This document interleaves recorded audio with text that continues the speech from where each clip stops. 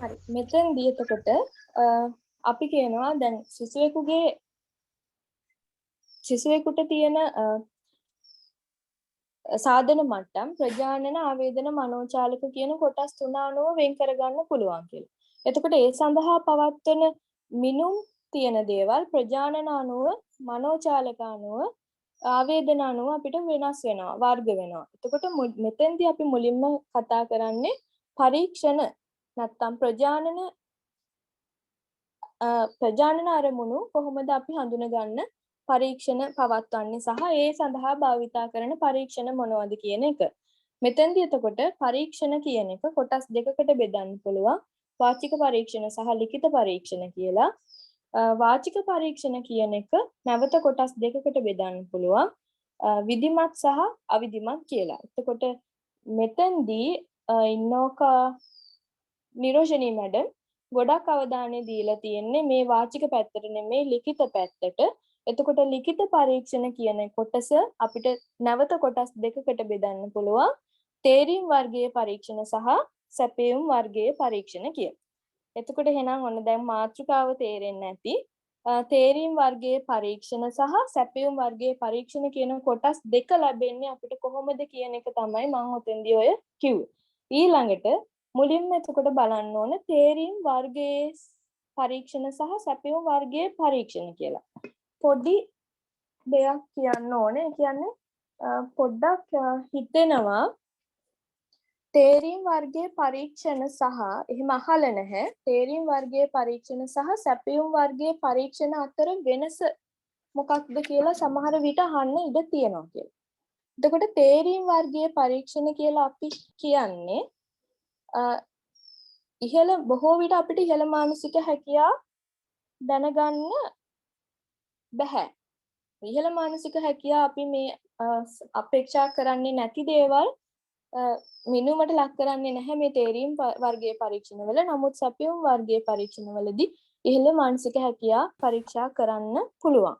ඊළඟට තේරීම් වර්ගයේ පරීක්ෂණ වලින් අනුමාන තුලින් ප්‍රශ්නවල පිළිතුරු ලබා ගන්න පුළුවන්. සැපයුම් වර්ගයේ පරීක්ෂණවලදී නිර්මාණශීලී බව සංවිධානාත්මක බව තමයි මනින්නේ. එතකොට වාස්තවික බව බොහෝ විට රකින්න පුළුවන් තේරීම් වර්ගයේ පරීක්ෂණවලදී සැපයුම් වර්ගයේ පරීක්ෂණවල වාස්තවික බව රැකීම තරමක් අපහසුයි කියලා කියන්න පුළුවන්.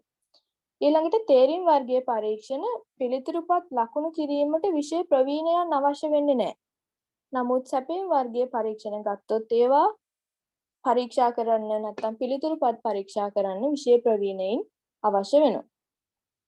පරීක්ෂකවරයා ඉදිරිපත් කරන ලකුණු අතර සැරිසරන සිසුවාට සිදු වෙනවා තේරීම් වර්ගයේ පරීක්ෂණවල. මේ ටිකම අපිට කියන්න පුළුවන් තේරීම් වර්ගයේ පරීක්ෂණවල ලක්ෂණ සහ සැපයුම් වර්ගයේ පරීක්ෂණවල ලක්ෂණ කියලා අහුවක් මේ විදිහට තමයි වෙන් වෙන්න ඕනේ. එතකොට මේ මම හදාගත්ත උත්තරයක් කියන්නේ වැඩියෙන් තව ටිකක් එතකොට මේ තේරෙයි කියලා හිතලා කියන්නේ.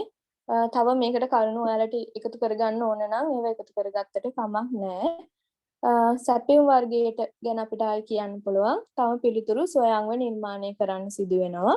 තේරීම් වර්ගයේ පරීක්ෂණවලදී වෙන්නේ පරීක්ෂකයා ඉදිරිපත් කරන පිළිතුරු වලටම තමයි සිසුවට උත්තර ලියන්න සිදු වෙන්නේ. පිළිතුරු සපයන්න සිදු වෙන්නේ. ඊළඟට තේරීම් වර්ගයේ පරීක්ෂණ ප්‍රතිචාර දැක්වීමේ නිදහස සීමා වෙලා තියෙන්නේ. සැපයුම් වර්ගයේ පරීක්ෂණවල ප්‍රතිචාර දැක්වීමට නිදහස ලැබිලා තියෙනවා.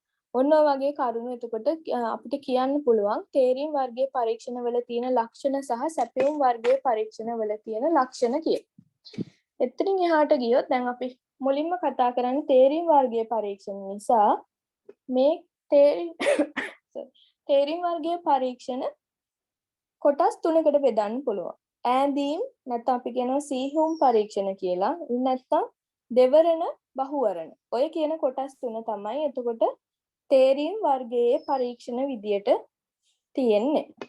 මුලින්ම අපි ගත්තොත් සීහුම් නැත්නම් ඈඳීම් වර්ගයේ පරීක්ෂණ කියන එක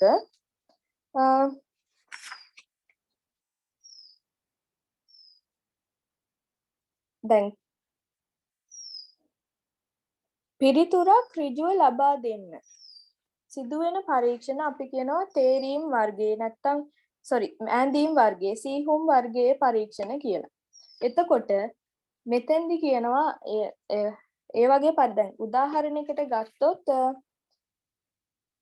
මම හිතන්නේ හැමෝම ගාව නිරෝෂණී මැඩම්ගේ ටියුට් එක තියෙනවා ඇති කියලා. එතකොට මැඩම් දීලා තියෙනවා අපිට සීහුම් පරීක්ෂණ වලට උදාහරණ ගොඩක්. ඒවත් එක්ක කතා කරගෙන යන්. එතකොට දැන් ගොඩක් වෙලාවට මේ සීහුම් වර්ගයේ පරීක්ෂණ භාවිතා කරන්නේ ප්‍රාථමික පන්තිවල දරුවන් සඳහා. ඊළඟට 6 7 වගේ පන්තිවල දරුවන්ටත් භාවිතා කරනවා. එතනින් එහාට ගොඩක් වෙලාවට සීහුම් වර්ගයේ පරීක්ෂණ අපි යොදන ප්‍රමාණය අඩුයි. ඒ කියන්නේ දෙපැත්ත යා කරන්න අපි දෙන මොනවා හරි ප්‍රශ්න තියෙන හදන ප්‍රශ්න සීහුම් වර්ගයේ ප්‍රශ්න කියලා කියන්න පුළුවන්. එතකොට මේ සීහුම් වර්ගයේ ප්‍රශ්න සකස් කිරීමට බලපාන මූලධර්ම තියෙනවා. පාස් පේපර්ස් අරගෙන බැලුවොත් තේරෙයි ප්‍රශ්නවල අහලා තියෙන්නේ සීහුම් වනු සකස් කිරීමේ මූලධර්ම 3ක් උදාහරණ සහිතව දක්වන්න. ඕ වගේ. එතකොට දැන් ගත්තොතින් අපිට මැඩම් දීලා තිනවා මේ මූලධර්ම නැත්තම් සැලකිය යුතු කරුණු කිව්වත් මේ ටිකමයි අපිට ලියන්න වෙන්නේ. කරුණු 6ක් මැඩම් දීලා තියෙනවා. එතකොට මෙන්න මේ කරුණු 6ට උදාහරණ ටිකක් එක්ක අපිට මේ ටික ලියා ගත්තොත් අහන ප්‍රමාණය 3ක් වෙන්න පුළුවන් 6ක් වෙන්න පුළුවන්. ඒ අහන ප්‍රමාණයට උදාහරණයක් එක්ක ලියා ගන්න පුළුවන් වෙන්න සකස් කරගන්න ඕන.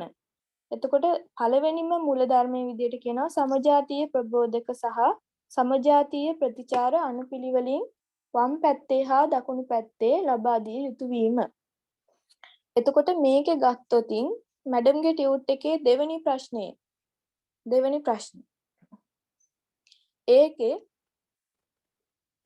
ඒක තමයි එතකොට මැඩම් දීලා තියෙන උදාහරණයක් විදිහට මේ හොඳම ප්‍රශ්නයක් විදිහට මේ B කියන ප්‍රශ්නය දීලා තියෙනවා. ඒකදී එතකොට කියනවා සමජාතීය කොටස් තමයි තියෙන්නේ. ඒක A පැත්ත සහ B පැත්ත කියලා දෙපැත්තට වෙන් කරලක් තියෙනවා. එතකොට A පැත්ත කියලා අපි දක්වන්නේ ප්‍රබෝධකය, B පැත්ත කියලා දක්වන්නේ ප්‍රතිචාරය කියලා කියනවා. එතකොට ළමයාගෙන් අහන ප්‍රශ්නය ප්‍රබෝධකයේ විදිහට A පැත්තේ ඒකෙන් අපේක්ෂා කරන පිළිතුර ප්‍රතිචාරයේ විදියට B පැත්තේ ලකුණු කරලා තියෙන්න ඕන. ඒක ඒ වම් පැත්ත සහ දකුණු පැත්ත කියන ඒ හරිය අනුපිළිවෙලට තියෙන්න ඕන. ප්‍රබෝධක වම් පැත්තේ ප්‍රතිචාර දකුණු පැත්තේ පිහිටන විදියට. එතකොට අපි මේ දැන් ටියුට් එකේ ගත්තොතින් මේ ෆ්‍රෙඩරික් නෝට් ඊට පස්සේ ටොරින්ටන් ඒවල 1 2 3 4 කියලා ඒක මැඩම් වර්ග කළා. ඒ කියන්නේ ඉලක්කම් දාලා තියෙනවා.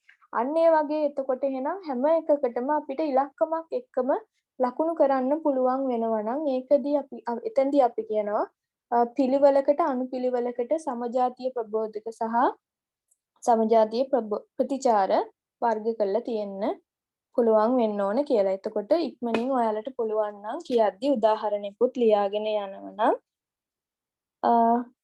හොඳයි. කෞශල්‍ය මිස් ටියුට් එක ෂෙයා කරන්න කියන ඔයාට පුළුවන් නම් ටියුට් එක ෂෙයා කරන්න පුළුවන්ද?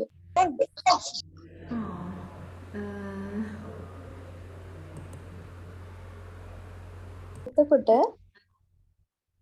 මෙතෙන්දී එතකොට මේ ප්‍රශ්න ටිකත් එක්කම අපිට බලාගෙන යත හැකි සමජාතීය ප්‍රබෝධක වම් පැත්තේ සමජාතීය ප්‍රතිචාර දකුණු පැත්තේ වෙන විදියට තමයි ඔන්න හරියට අපි ප්‍රශ්නයක් සකස් කරන්න ඕන. ඊළඟට දෙවෙනි මූලධර්මයේ විදියට කියනවා ප්‍රබෝධක ගණනට වඩා ප්‍රතිචාර ගණන එකක් හෝ දෙකක් පමණ වැඩි විය යුතුයි. දැන් මේ B කියන ප්‍රශ්නේ ගත්තොත් මේකේ හරියට ගත්තොත් ප්‍රශ්න කොට අර ප්‍රබෝධක තියෙන්නේ 6යි නමුත් ප්‍රතිචාර තියෙනවා 7ක්. හරි. ඒ කියන්නේ දැන් මෙතෙන්දි කියනවා ඒ කියන්නේ නිතරම අපි හරියට ප්‍රශ්නයක් හදනවා නම් මේ සීහුම් වර්ගයේ ප්‍රශ්නයක් ප්‍රබෝධක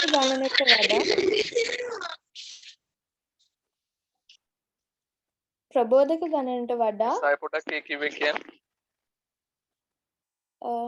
මෙතෙන්දී අපි කියන්නේ එතකොට ප්‍රබෝධක ගණනට වඩා ප්‍රතිචාර ගණන එකක් හෝ දෙකක් පමණ වැඩි විය යුතුයි කියලා කියනවා. දැන් B කියන ප්‍රශ්නේ ගත්තොත් ප්‍රබෝධක 6යි තියෙන්නේ වම් පැත්තේ. දකුණු පැත්තේ ප්‍රතිචාර තියෙනවා 7ක් දීලා. එතකොට මේ කියන මූලධර්මයේ මේ ප්‍රශ්නය තුල තියෙනවා. ඒ කියන්නේ ප්‍රබෝධක ගණනට වඩා එකක් වැඩිපුර ප්‍රතිචාරයක් දීලා තියෙනවා. මේකට හේතුවක් තියෙනවා. ඒ කියන්නේ දැන් සාමාන්‍යයෙන් ගත්තොතින් ප්‍රබෝධක 6ක් දැන් මේකේ මේ ස්ටුවර්ට් මැකන්සි කියන එක නැති වුණා නම් ළමයි හරියට පිළිතුරු 4ක් දුන්නට පස්සේ අවසාන ප්‍රශ්නෙට එයාට පිළිතුරක් හොයන්න ඕනේ. එයා දන්නවා අනිවාර්යෙන් ඉතිරි වෙන එක තමයි ඒකේ නිවැරදි පිළිතුර වෙන්නේ කියලා. එහෙම වුණොත් එයාට අර අනුමානයෙන් පිළිතුරු දෙන්න අවස්ථාවක් ලැබෙනවා. ඒක වළක්වන්න තමයි මෙතෙන්දි තව එකක් වැඩිපුර ප්‍රශ්නයක් දාලා තියෙන්නේ. එතකොට දැන් උදාහරණයකින් පැහැදිලි කරන්න කිව්වොත් බොහොම හොඳයි. මෙන්න මේ B කියන ප්‍රශ්නය ගත්තොත් අන්න ඒ වගේ ප්‍රශ්නයක් සකස් කරලා අපේ මේ අරමුණ මේ මූලධර්ම ටික පැහැදිලි කරගෙන යනවා නම් ඊළඟට තුන්වෙනි මූලධර්මය නැත්තම් සිහුම් අණුව සකසනකොට අපි සලකන්න ඕන කරුණ තමයි ප්‍රබෝධකයට ගැලපෙන එක් නිශ්චිත පිළිතුරක් පමණක් ප්‍රතිචාරය තුල තිබිය යුතුයි. දැන් මේකේ ඊළඟ ප්‍රශ්නේ ගත්තොත් C කියන ප්‍රශ්නේ ගත්තොත් මේ ඒකේ තියෙනවා මේ සීගිරිය සහ පොළොන්නරුව කියලා දෙකක් දීලා.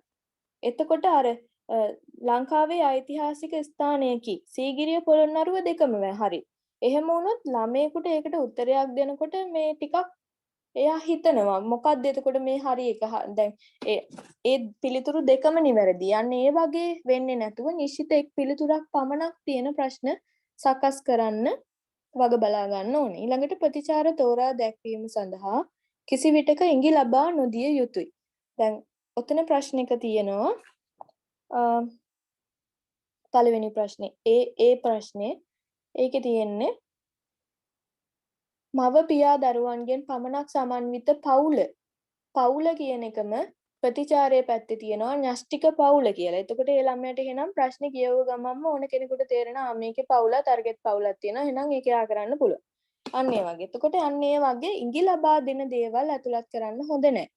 එහෙම වුණොත් ඒක යෝග්‍ය ප්‍රශ්නයක් වෙන්නේ නැහැ. ඊළඟට සීහුම් අණුවකට අදාළ උපදෙස් ලබා දීමේදී පළමුවෙන්ම ප්‍රබෝධක හා ප්‍රතිචාර වලින් ඉදිරිපත් කළ ඇති විෂය කරුණු මොනවාද යන්න වෙන වෙනම සඳහන් කළ යුතුය.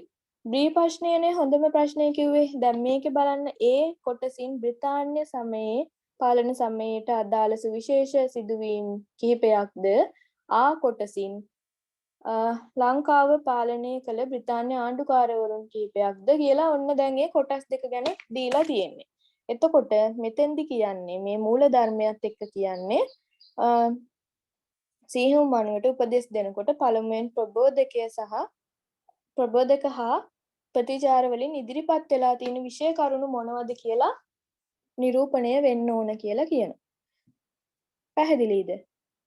ඊළඟට කියන්නේ ප්‍රබෝධක ගණන අවම වශයෙන් 5ක් 7ක් මට්ටමකින් උපරිම 12ක් 15ක් දක්වා විය යුතු බව යෝජනා කරනවා. අවමය 5ක් 7ක් වගේ මට්ටමක ප්‍රබෝධක තියෙන්න ඕන කියලා කියනවා. ඊළඟට ප්‍රබෝධක අනවශ්‍ය විදියට දිගින් වැඩි වෙන්නත් හොඳ නැහැ කියලාත් කියනවා. ඊට පස්සේ යොදා ගන්නා ප්‍රබෝධකවල ප්‍රතිචාර විෂය නිර්දේශය ආවරණය වෙන්න ඕන. වෙනත් ශ්‍රේණිවල විෂය කරුණු වලින් ප්‍රබෝධක හදන්න ප්‍රතිචාර හදන්න සුදුසු වෙන්නේ නැහැ කියන එක කියනවා. ඔන්න වගේ වෙතකොට සීහුම් වණුවල මූල ධර්ම විදියට අපිට කියන්න පුළුවන්. ඊළඟට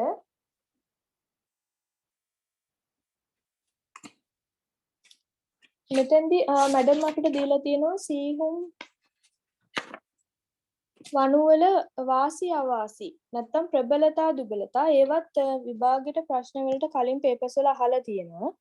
එතකොට ටියුට් එක පොඩ්ඩක් ෂෙයා කරන්න පුළුවන් නම් අන්තිම පේජ් එකේ තියෙන වගුව.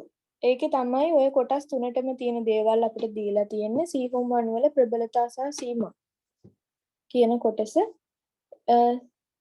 ප්‍රබලතා විදිහට අපිට කියන්න පුළුවන් වාස්තවික ලකුණු ලබා දිය හැකි වීම. ඊළඟට ප්‍රශ්න පහසුවෙන් සකස් කළ හැකි වීම. පිළිතුරු පත්‍රවල ලකුණු කිරීමට පිළිතුරු පත්‍ර ලකුණු කිරීමට විෂය විශේෂඥයින් අවශ්‍ය වෙන්නේ නැහැ. අවශ්‍ය නොවීම. ඒක ප්‍රබලතාවයක් විදිහට දක්වන්න පුළුවන්. පිළිතුරු පත් ලකුණු කිරීමට වැඩි කාලයක් ගත නොවීම කියන ඒවා ප්‍රබලතාව විදිහට කියන්න පුළුවන්. දුබලතා නැත්තම් සීමා විදියට කියනවා ප්‍රජානන ශ්‍රේෂ්ඨයේ ඉහළ මානසික හැකියාව මැනීමට හැකියාව තියෙන.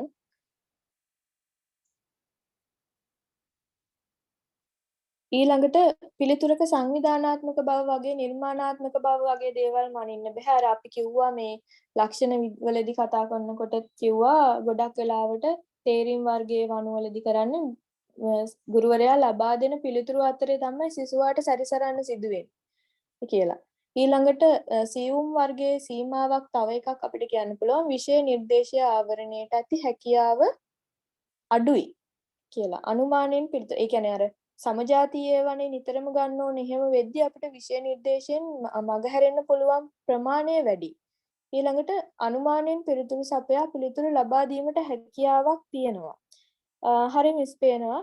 ඊළඟට මුද්‍රණ පිරිවැය වැඩි.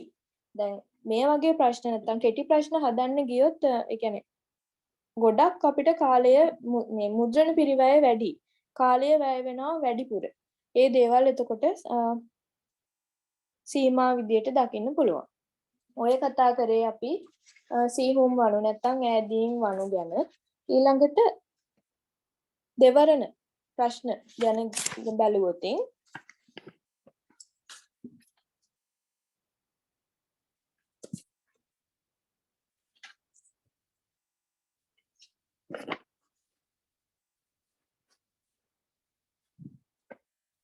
දෙවරණ වණු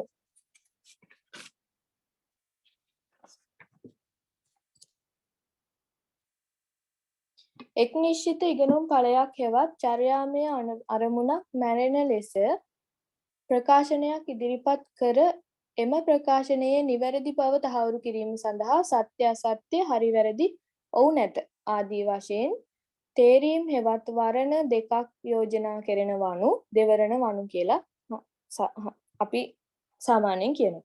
ඒ කියන්නේ උදාහරණයකට කිව්වොත්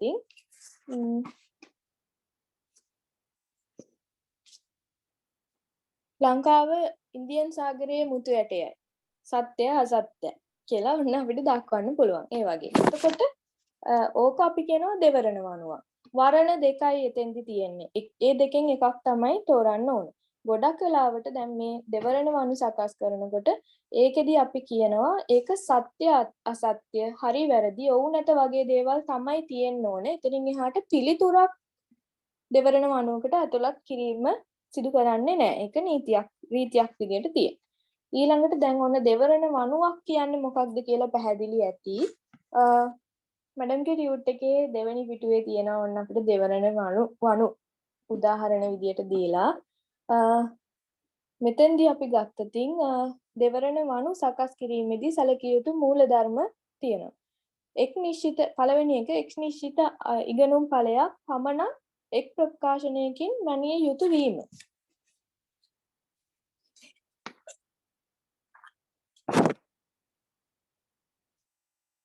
මැඩම්ගේ ටියුට් එකේ දෙවරණ වණු දෙවෙනි පිටුවේ උඩම තියෙන. දෙවරණ වණු කොටසේ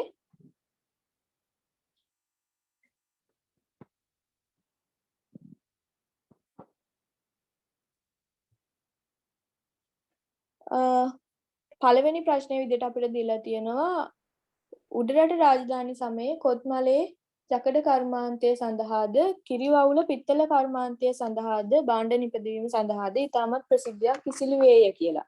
එතකොට දැන් මෙතෙන්දී නිශ්චිත ඉගෙනුම් ඵලයක් නෙවෙයි එතන නිශ්චිත ඉගෙනුම් ඵල දෙකක් මැනලා තියෙනවා.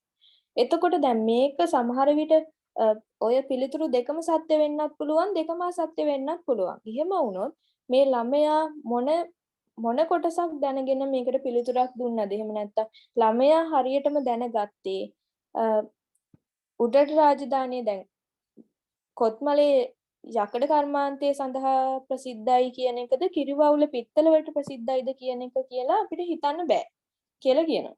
එතකොට ඒක නිසා එක නිශ්චිත අරමුණක් නැත්නම් ඉගෙනුම් ඵලයක් විතරක් මැනෙන්න සකස් කරන්න ඕන කියලා කියනවා. ඊළඟට දෙවෙනි එක ඒක අනිත් පැත්තට ගත්තොත් ළමයාගේ ටීචර්ගේ පැත්තෙන් ගුරුවරයාගේ පැත්තෙන් උනත් හිතන්න පුළුවන් මේතෙන්දී ළමයට වැරදුනේ කොතනද කියන එක මොන ඉගෙනුම් ඵලයේද වැරදුනේ කියන එක අපිට නිශ්චිතව හොයාගන්න බැහැ. ඊළඟට දැනුම් අවබෝධය මැනීම සඳහා පමණක් දෙවරණ වණු සකස් කරන්න ඕන කියලා කියනවා. ඒකෙදී අපි කියනවා අර ගණිත කර්ම තියෙන මේ 4 වෙනි ප්‍රශ්නය වගේ. ගණිත කර්ම කරන්න තියෙන දේවල් එතකොට භාවිතයට අපි ගන්නේ ඒ වගේ දේවල් ඒ වගේ ප්‍රශ්න යොදාගන්නේ නැහැ. ශිෂ්‍ය තුන්වෙනි මූලධර්මයේ ශිෂ්‍යයා නිශ්චිත දිශා නැතියකට යොමු කරවනු ලබන ප්‍රතිජනනාත්මක හෝ ප්‍රතිෂේධනාත්මක පද ප්‍රකාශ ඇතුළත් නොකර යුතු වෙන්න ඕනේ. එතකොට මෙතෙන්දී මේ 5 6 7 වගේ ප්‍රශ්න ගත්තොත් අපිට කියන්න පුළුවන් මිනිසාගේ ඇතැම් කටයුතු නිසා ජලය මිනිස් ජීවිතයට අහිතකර තත්යකට පත්විය හැකියි. ඔන්න වගේ දේවල් ප්‍රශ්න. ඒ වගේ ප්‍රශ්න එතකොට යොමු කරන්න හොඳ නැහැ. පුජ්‍යල බවින් තොර ප්‍රකාශන ඇතුළත් වෙන්න ඕනේ. ඒ කියන්නේ මෙතෙන්දී කියනවා මට හැඟේ එසේ යයි මට සිතේ. අන්න ඒ වගේ ප්‍රශ්න යොමු කරන්නත් ඒ වගේ ප්‍රශ්න ඇතුළත් කරන්නත් හොඳ නැහැ කියලා කියනවා.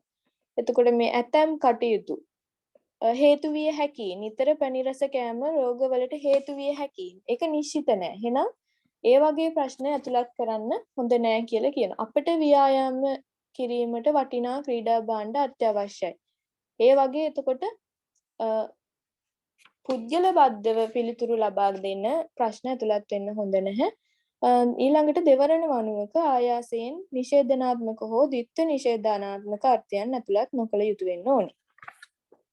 9 වෙනි ප්‍රශ්නේ ගත්ත පයින් යන්නෝ පාරේ දකුණු පසින් යා යුතුය යන වාක්‍යයෙහි යන්නෝ යනු කෘදන්ත නාම පදයක් නොවේ. අර නොවේ වගේ නැත්තම් ඕක ප්‍රශ්න හදන්න ඕන වේ. කෘදන්ත නාම පදයක් වේ. අන්න ඒ වගේ. එතකොට නොවේ කියලා අර නිෂේධනාත්මකය නැත කියන අර්ථය දෙන ප්‍රශ්න දෙවරණ වරවලදී සකස් කරන්නේ නැහැ. ඊළඟට හරි වැරදි පිළිතුරු නිශ්චිත රටාවකට එන ආකාරයකට වනු පෙළ ගැසීම නොකළ යුතු වේ. හරි වැරදි නිශ්චිත රටාවකට එන්න සකස් කරන්නේ නැහැ. පෙළ පොතින් උපුටාගත් ප්‍රකාශන එලෙසම යොදා ගන්නෙත් නැහැ. ඒකෙන් වෙන්නේ ළමයින් කටපාඩමට හුරු වීමක් විතරයි. ඊළඟට බහුවර්ණ ප්‍රශ්න. ඔය අපි කතා කරන තේරීම් වර්ගයේ ප්‍රශ්න. ඒකෙදි කියනවා බහුවර්ණ ප්‍රශ්න අපි කතා කරන ඊළඟ කොටස ඉගෙනුම් ඵලයක් මැනෙන ලෙස නිශ්චිත ප්‍රකාශනයක් හෙවත් මේකේ දෙවරණ වනුවල වාසි අවාසි නැත්තම් ප්‍රබලතා සීමා අර වගුවෙම දක්වලා තියෙනවා. ඒ ටික එතකොට චුට්ටක් බලා ගන්නමුද ඒ ටිකත් කියන්න ඕනේද? අපි බලා ගන්නම් මිස් ඔව් වගුවේ. නේද නැත්තම් අපිට ටිකක් කාලය යනවා වගේනේ. ඔව් ඔව්. ඊළඟට ගත්තොත් බහුවර්ණ වනු එතෙන්දි කියනවා මේ ගොඩක් වෙලාවට දැන් වර්ණ දෙකකට වඩා වැඩි ප්‍රමාණයක් තියෙනවා නම් ඒ වගේ වනු අපි කියනවා බහුවර්ණ වනු කියලා. ඉගෙනුම් ඵලයක් මැනෙන ලෙස නිශ්චිත ප්‍රකාශයක් හෙවත් වනු කඳක් ඉදිරිපත් කර වර්ණ හෙවත් පිළිතුරු 3කට වඩා වැඩි ගණනක්. දෙකක් තියෙනවා නම් දෙවරණ 3කට වඩා වැඩි තියෙනවා නම් බහුවර්ණ කියලා අපි කියන 3ක් හෝ ඊට වඩා වැඩි නම්. එතකොට වනු කඳක් කියලා කියන්නේ ප්‍රශ්නයක් තියෙන්න ඕන. වර්ණ තියෙන්න ඕන කියලා කියන්නේ පළවෙනි උත්තරේ, දෙවෙනි උත්තරේ, තුන්වෙනි උත්තරේ, හතරවෙනි උත්තරේ ඒ වගේ අර MCQ වල අපි ඉරිගහන ප්‍රශ්න තියෙන්නේ අන්න ඒ වගේ. එතකොට වර්ණ තියෙනවා නම් අපි එහෙම දෙයකට ඒ වගේ ප්‍රශ්නයකට අපි කියනවා බහුවර්ණ ප්‍රශ්නයක් කියලා. වැරදි වර්ණ කියලා එකට අපි කියනවා වික්ෂේප දකිය හැකියි කියලා. එතකොට වැරදි වර්ණ ඇතුළත් වෙන්න නොවෙන්න තමයි නැත්නම් අපි කියන බොල් වර්ණ වික්ෂේප කියලා කියනවා. වැරදි වර්ණ ඇතුළත් නොවෙන්න මේක බහුවර්ණ ප්‍රශ්නයක් සකස් කරන්න ඕන කියලා.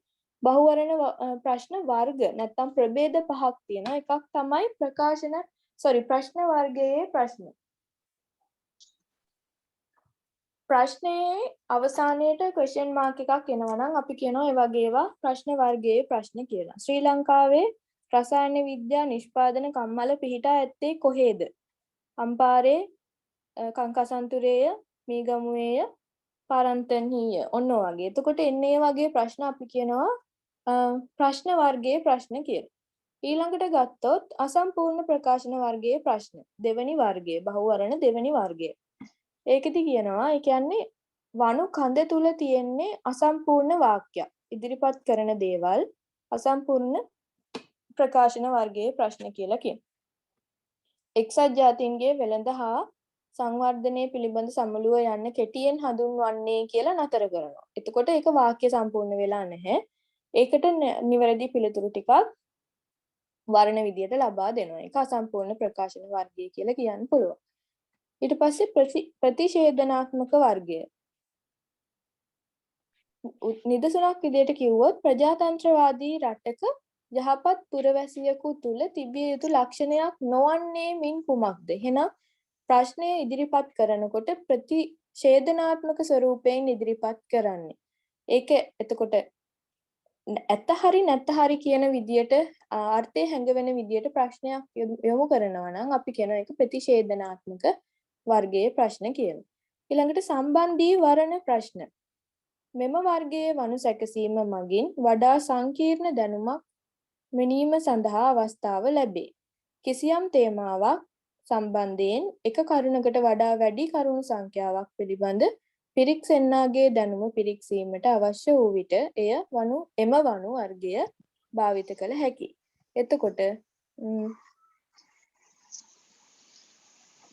මෙතෙන්දී අපිට ගන්න පුළුවන් අර අනුපිළිවෙලින් දක්වන්නේ A හා B A හා C අන්න ඒ වගේ පිළිතුරු ලැබෙන ප්‍රශ්නයක් සකස් කරනවා නම් ඒක අපි කියනවා සම්බන්ධී වරණ.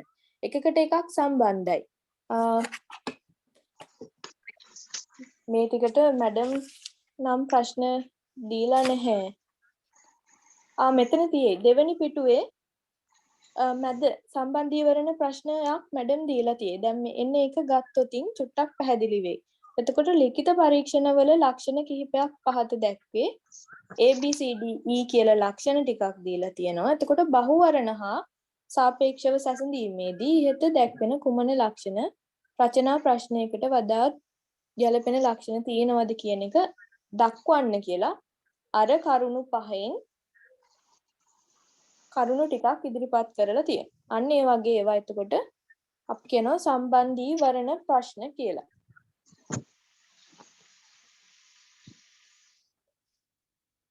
ඊළඟට හොඳම පිළිතුරු වර්ගයේ ප්‍රශ්න.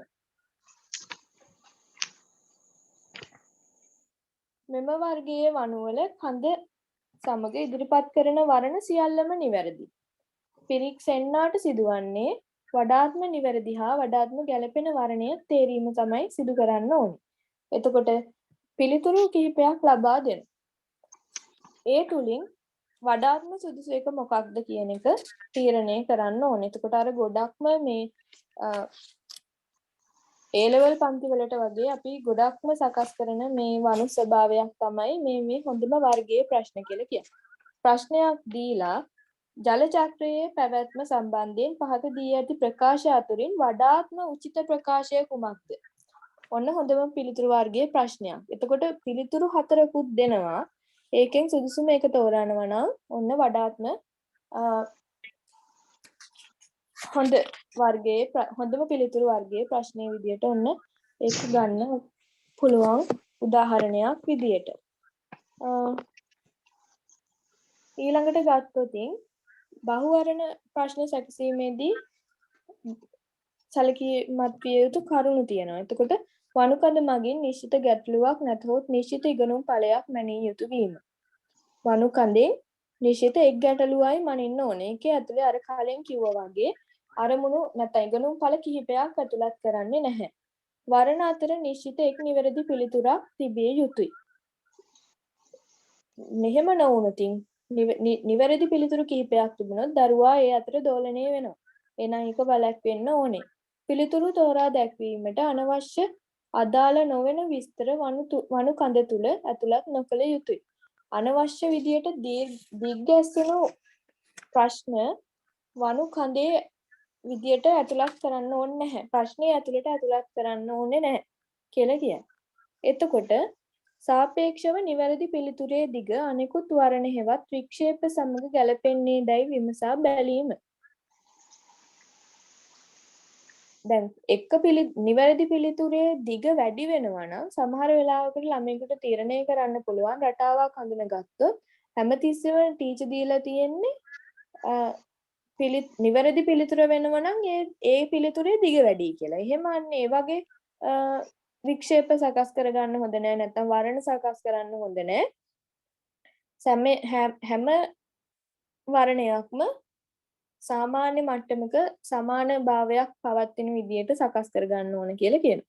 අසම්පූර්ණ ප්‍රශ්නයේ බහුවර්ණ වර්ණ මගින් අසම්පූර්ණ ප්‍රශ්නයේ බහුවර්ණ වර්ණ මගින් සම්පූර්ණ විය යුතුයි. වර්ණය තුල පිළිතුරු තේරීමට හෝ ඉවත් කිරීමට ඉඟි නොලැබිය යුතුයි. ඒ කියන්නේ දැන් අර අසම්පූර්ණ වර්ගයේ වණු ප්‍රශ්නයක් හදනකොට ඒක පිළිතුර ළමයාට එතන ලියන්න ඉඩ දෙන්න හොඳ නැහැ. ඔතෙන්දි කියන්නේ පිළිතුර එහෙනම් ඉරි අඳින්නම සකස් කරලා තියෙන්න ඕන කියන එක. වණු කඳ තුළ නිවැරදි පිළිතුරු තේරීමට ඉඟි ලබා නොදිය යුතුයි. නිෂේධනාත්මක අර්ථය හංගවන බහුවර්ණයක් නම් ඒ බව හංගවන පදය අවධාරණය කළ යුතුයි. අර නැත මේ අතරින් පහත පිළිතුරු අතරින් සිව්පා සතෙකු නොවන්නේ නම් ඒක නොවන්නේ එකට අපි ඒක ළමයට දැක්ක ගමන් පේන්න එක යටින් ඉරක් ඇඳලා හරි ඒක අර බෝල්ඩ් කරලා රද පාටින් තියලා හරි එන්නේ වගේ දෙයක් කරන්න ඕන කියන එක තමයි උතෙන්දී ඔය කියන්නේ. නිෂේධනාර්ථය හංගවන බහුවර්ණයක් නම් ඒ බව හංගවන පදය අවධාරණය කළ යුතු වීම. බොල් වර්ණ ඉදිරිපත් නොකිරීමට වග බලා ගත යුතුයි. බොල් වර්ණ තියනවා නම් ඒක එතකොට සුදුසු ප්‍රශ්නයක් නෙවෙයි. එහෙනම් ඒ ගැන සැලකිලිමත් වෙන්න ඕන. පුද්ගල බද්ධ පිළිතුරු වර්ණ ලෙස ඉදිරිපත් නොකිරීමට වග බලා ගත යුතුයි. අර කලින් කිව්වා වගේ මට හැඟෙන පරිදි අපිට සිතෙන පරිදි යන්නේ වගේ වෙන ප්‍රශ්න ඇතුළත් කරන්න හොඳ නැහැ. පිළිතුරු එකම ආකාරයකට තිබිය යුතුයි. ඒක ඉලක්කමෙන් වචනයෙන් එහෙම දැන් සෙන්ටිමීටර් මීටර් එහෙම තියෙනවා නම් එක පිළිතුරකට cm අනිත් එකට සිංහලෙන් ලියලා සෙන්ටිමීටර් අන්නේ වගේ වෙන්න හොඳ නැහැ. හැම එකක්ම පිළිවෙලකට තියෙන්න ඕනේ. එතකොට ඉලක්කම් වචන ප්‍රතිශත කියන ඔය හැම එකක්ම ඒ විදියට තියෙන්න ඕන. EME 9 වෙනි ලෙක්චර් එක අපි එකේ කොටස් ටික අපි කතා කරන්නේ. හාමුදුරනේ මේ තේරීම් වර්ගයේ පරීක්ෂණවල බහුවර්ණ ප්‍රශ්න සැකසීමේදී සැලකිලිමත් විය යුතු කරුණු. ඊළඟට පිළිතුරු එකම ආකාරයකට තැබිය යුතු වීම කියන එක කිව්වේ. එතකොට ඉලක්කම් වචන ප්‍රතිශත මේ හැම එකක්ම එකම විදියකට තියෙන්න ඕන. ඒක සිංහලෙන් ඉලක්කමෙන් එහෙම ලියන්නේ නැතුව. සංඛ්‍යා නම් ආරෝහණ හෝ අවරෝහණ පිළිවෙලකට පෙළගස්සලා තියෙන්න ඕන. හොඳම පිළිතුරු වර්ගයේ බහුවර්ණ ප්‍රශ්නයකදී ඒ බව හැඟවෙන ලෙස වණුකඳ ඉදිරිපත් කිරීම. හොඳම පිළිතුරු වර්ගයේ ප්‍රශ්නයක් නම් අර මං කලින් කිව්වේ ඒ වගේ නම් එතකොට ඒ ප්‍රශ්නය හොඳම පිළිතුර කුමක්ද කියන එක හැඟවෙන්නේ ප්‍රශ්නේ ඉදිරිපත් කරන්න ඕන. බහුවර්ණ ප්‍රශ්නයක වණුකඳට හිස්තැන් යෝජනා කිරීම සුදුසු නොවේ. අර කලිනුත් කිව්වා. එතකොට බහුවර්ණ ප්‍රශ්නවලට හිස්තැන ළමයට ලියන්න ඉඩ තියන්න එහෙම ඉඩ තියන්න හොඳ නැහැ. හැමෝම ළමයා හිතන්නේ එතනින් උත්තරේ ලියන්න දක්වන්න කියලා. එහෙනම් ඒ වගේ දේවල් වලින් වැළකෙන්න ඕනේ. එහෙම හිස්තැන් තියන්නේ නැතුව ඉන්න ඕනේ. වර්ණවල පුනරුක්ති දෝෂ නොතිබිය යුතුයි. අර ලෙස හැඳින්වේ යනුවෙන් හැඳින්වේ අන්නේ වගේ එතකොට දේවල් අතුලත් වෙන්න හොඳ නැහැ. ඊළඟට නිවැරදි පිළිතුරු එකම ස්ථානයක නොතිබීමට පරීක්ෂකවරයා වග බලා ගන්න ඕන. ළමයා බලනවා පළවෙනි ප්‍රශ්නටත් 2 3ටත් 2 4ටත් 2 ඔහොම වෙනොත් ළමයා හිතනවා මේ හැම එකකටම එහෙනම් දෙවෙනි ප්‍රශ්නෙටම තමයි උත්තරේ එන්නේ කියලා. එතකොට එහෙනම් එතෙන්දී ඒ කොටසත් ඒ වගේ ඇතුළත් කරන්න හොඳ නැහැ. ඒ වගේ එතකොට මෙතන අපි කියන්නේ බහුවර්ණ ප්‍රශ්න සැකසීමේදී ඔන්න ඔය කියන කරුණු සැලකිලිමත් වෙන්න ඕන කියලා. දෙන්දී ප්‍රශ්න අහන්න පුළුවන්කම තියෙන්නේ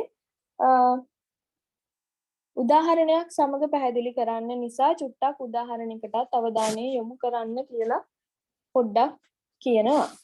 එතකොට පොඩි ප්‍රශ්නයක් අහන්නද මිස්? ඔව් අහන්න. ඔව් මිස් මේ දැන් බහුවර්ණ හරි දෙවර්ණ හරි දැන් මේ වගේ ප්‍රශ්නයක් ඇහුවොත් එතකොට අපි මේ උදාහරණ මේ වැරදි එකම ප්‍රශ්නයකින් මේ උදාහරණ දැන් ඒක වැරදි මෙන්න මේ මෙහෙම තිබුණොත් වැරදි මේක මේ විදිහට නිවැරදි විය යුතුයි කියලා ඒ උදාහරණ දෙකම ලියන්න ඕනද නැත්නම් නිවැරදි එක ලියන්න ඕනද? මෙහෙමයි වැරදි උදාහරණයක් ලිව්වොත් අපිට ඒක නැවත ආයි විස්තර කරන්න අවශ්‍ය වෙන්නේ නැහැ. දැන් අපිට මැඩම් මේක විස්තර කරනකොට අපිට දීලා තියෙන වැරදි උදාහරණනේ බොහෝ දේවල්. එතකොට අපි වැරදි උදාහරණයක් ලියලා මූල ධර්මයේ මේකයි කියන එක අපිට අර උදාහරණයෙන් පැහැදිලි කරන්න පුළුවන්. එතකොට මේ වගේ මේ දැන් අපි කියන උදාහරණේ වැරදි උදාහරණය වගේ නැතුව මූල ධර්මයට අනුව සකස් විය යුතුයි කියන එක ලියවෙන්න උදාහරණයක් හදුවා නම් හරි. හරි නේද මිස්. ආයි ඒක නිවැරදි කරලා ලිව්වේ නැතුනට කමක් නෑ නේද මිස්. දැන් නිවැරදි කරනවා නම් අපිට එතෙන්දිත් කාලය යනවනේ. එතකොට වැරදි එකත් අපි ලියලා නිවැරදි එකත් ලියන්න ගියොත් අපිට එතන සෑහෙන කාලයක් ගිහිල්ලා. දැන් පේපර්ස් වල සමහර මට අවුරුද්ද මතක නැහැ සමහර ප්‍රශ්න වල තිබ්බා එක උදාහරණයක් ඇසුරෙන් මූලධර්ම 3ක් පැහැදිලි කරන්න. එහෙම වුණොත් අපිට එක ප්‍රශ්නයයි හදන්න ඕන. ඔව්. එහෙම නැති වුණොත් චුට්ටක් ප්‍රශ්න ටිකක් නැවත හදන්න ඕන මේ පොඩි දෙයක් කියන්න. ඒ කියන්නේ අපිට ඒ වෙලේට ඕක කරගන්න අමාරු නම් ඔයාලට දැන් ඉන්ටර්නෙට් එකට ගිහිල්ලා හරි ඔය පේපර්ස් එහෙම ගන්න පුළුවන්. එතකොට ප්‍රයිමරි ක්ලාසස් වලට තියෙන ප්‍රශ්න ටිකකුයි ඔය දැන් ඊට පස්සේ ඒ වලනේ ගොඩක්ම ඔය තියෙන තේරීම් වර්ගයේ ප්‍රශ්න ඒ තියෙන ප්‍රශ්න ටිකක් තියාගන්න ළඟින් ෆෝන් එකේ හරි කොහේ හරි තියාගන්න. එහෙම වුණොත් මේ වගේ උදාහරණයක් අපිට ලියන්න ඕන වුණොත් ඉක්මනින් එතනින් බලලා එකක් ලියා ගන්න පුළුවන්. නැත්නම් ඒකටත් තව කාලයක් යනවනේ අපි උදාහරණ හිත ඉන්න ගියොත්. ඒ වගේ කරන්න. thank you miss. හරි. ඊළඟට දැන් අපි කතා කරේ දැන් මේ තේරීම් වර්ගයේ ප්‍රශ්න ගැන කතා කළා. එතකොට තේරීම් වර්ගයේ ප්‍රශ්නවල තියෙන කොටස් 3යි ඈඳීම් දෙවරණ බහුවරණ. අපි ඒ කොටස දැන් කතා කරලා ඉවරයි මේ ලිඛිත පරීක්ෂණවල. ලිඛිත පරීක්ෂණවල තියෙන ප්‍රශ්නයක්. ඔව් කියන්නේ මිස් අපිට ප්‍රශ්නයක් අහලා තිබ්බා මේ දැනුම මනින සහ අවබෝධය මනින බහුවරණ උදාහරණ දෙකක් ලියන්න. පොඩ්ඩක් ඒ ගැනත් කියන්නකෝ. ඔව් මෙහෙමයි. දැන් දැනුම බහුවරණ ගත්තොත් බහුවරණ ප්‍රශ්න මට පොඩායි ප්‍රශ්න කියනවද මිස්? දැනුම සහ අවබෝධය මනින බහුවර්ණ ප්‍රශ්න දෙකක් උදාහරණ සහිතව ලියන්න. මේක තිබ්බ ප්‍රජානන ශාස්ත්‍රයේ 2009 ප්‍රශ්නය. ඔව් 2009 ප්‍රජානන ශාස්ත්‍රයේ අරමුණු වර්ගීකරණයේ දැනුම හා අවබෝධය යන මානසික හැකියාව මැනීමට යෝග්‍ය බහුවර්ණ ප්‍රශ්න එක බැගින් සකස් කරන්න. ඔව් මෙහෙමයි. බහුවරණ ප්‍රශ්න වලින් ගොඩක් වෙලාවට ඉහළ මානසික හැකියාව මනින්න පුළුවන්. දැන් ප්‍රජානන ශාස්ත්‍රයේ අරමුණු වර්ගීකරණයේ අරමුණු වර්ගීකරණයේ කොටස් තියනවානේ.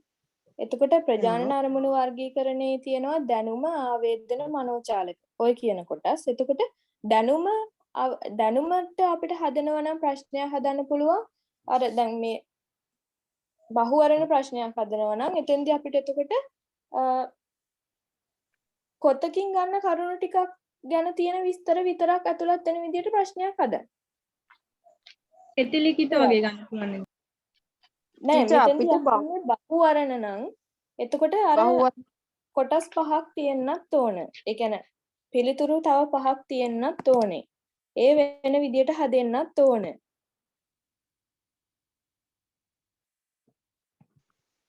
තේරුණාද මිස්? ඔව් මිස් අවබෝධයේ කොටස චුට්ටක් කියන්නකෝ. අවබෝධය මනිනකොට එක අර අවබෝධයේ කොටසත් එක්ක බලන්න ඕනේ.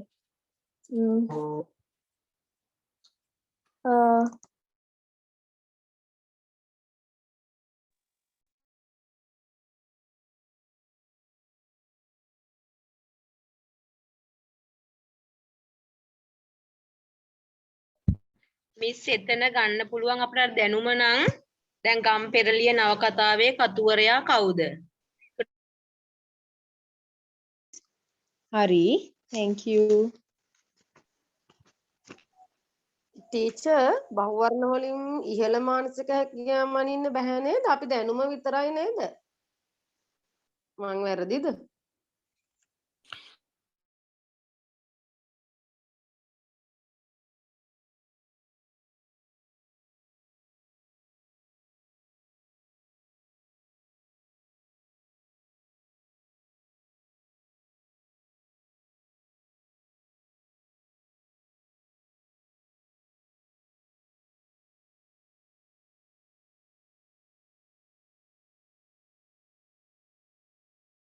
එතකොට ඒ වගේ ගන්න පුළුවන් මිස්. ඒ කියන්නේ මෙතෙන්දී අර මේ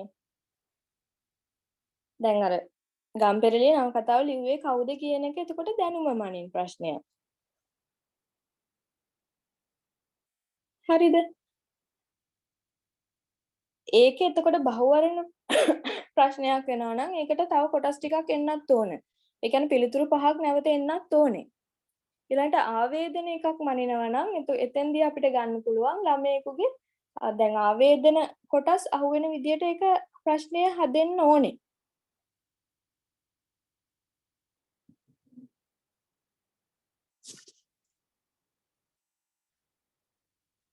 එතෙන්දී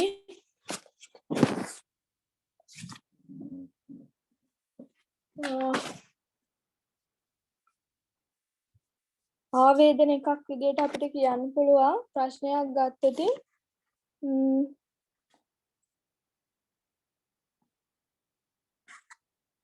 මෙතන අර අපේ ආවේදන අරමුණු වර්ගීකරණය අපිට ඉස්සරහට කතා කරන්න තියෙන කොටසක්. ඒකදී අපිට ওই ප්‍රශ්න ටික නැවත අහු වෙනවා.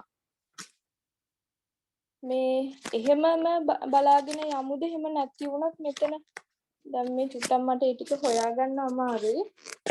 අපි මේ ඉදිරියට කරගෙන යන්. එතකොට හම්බ වෙන්නේ මේ විදිහට කරගෙන යන්. දැන් ඊ නවත්තපු හරි. ඊළඟට දැන් සැපයුම් වර්ගයේ ප්‍රශ්න කොටස් ටික ගැන කතා කරන්න තියෙනවා. එතකොට සැපයුම් වර්ගයේ කොටස් 3ක් තියෙනවා. සැපයුම් වර්ගය කියන්නේ දැන් කලින් අපි කිව්වා උත්තරයක් ලියන්නේ නැහැ. නමුත් මෙතෙන්දී අපි කියනවා සැපයුම් වර්ගය වෙනකොට පිළිතුරක් ලියලා. ඒක කෙටි පිළිතුරක් වෙන්න පුළුවන්, රචනාමය ප්‍රශ්නයකට පිළිතුරක් වෙන්න පුළුවන්, ව්‍යුහගත රචනා ප්‍රශ්නයකට පිළිතුරක් වෙන්න පුළුවන් කියලා. එතකොට පළවෙනි කොටස තමයි කෙටි පිළිතුරු. කෙටි ලිඛිත ප්‍රශ්න කියලා කියන්නේ. වචනයකින්, වචන කිහිපයකින්, වාක්‍යාංශයකින්, ඉලක්කමකින් හෝ සංකේතයකින් පිළිතුරු සැපිය හැකි ප්‍රශ්න කෙටි ලිඛිත ප්‍රශ්න ලෙස සැලකේ. එතකොට කෙටි ලිඛිත ප්‍රශ්නයක් නම් අපිට හිස් තැනක් දීලා හරි නැතිව හරි ඒකට පිළිතුරක් ළමයාට ලියන්න ලබා දෙන ප්‍රශ්න අපි කියනවා කෙටි ලිඛිත ප්‍රශ්න කියලා. ඒක ළමයාට ලියන්න ඉඩ ලබා දෙන්නේ. ළමයාට ලියන්න ඉඩ ලබා දෙන්නේ නැතුව ප්‍රශ්නයක් විදිහට අහනවා නම් ඒක ලැබෙන්නේ බහුවර්ණ හරි දෙවර්ණ වගේ නැත්නම් තේරීම් වර්ගයේ ප්‍රශ්නයකට යන්නේ. කෙටි ලිඛිත ප්‍රශ්න සකස් කිරීමේදී සැලකිලිමත් වෙන්න ඕන කරුණු ටිකක් තියෙනවා. ස්ථිර නිශ්චිත එක් පිළිතුරක් ලිවිය හැකි වෙන පරිදි වනු නිර්මාණය කරන්න ඕන. වාක්‍ය පාඨ එලෙසින්ම උපුටා සකස් නොකළ යුතුයි. කටපාඩමට හුරු වීමක් වෙන්නේ එහෙම වුණොත් පිළිතුරු ලිවීමට ප්‍රමාණවත් ඉඩක් තිබිය යුතුයි. එක් විෂය කරුණක් එක් වණුවක් සඳහා යොදා ගැනීම සිදු කරන්න ඕන.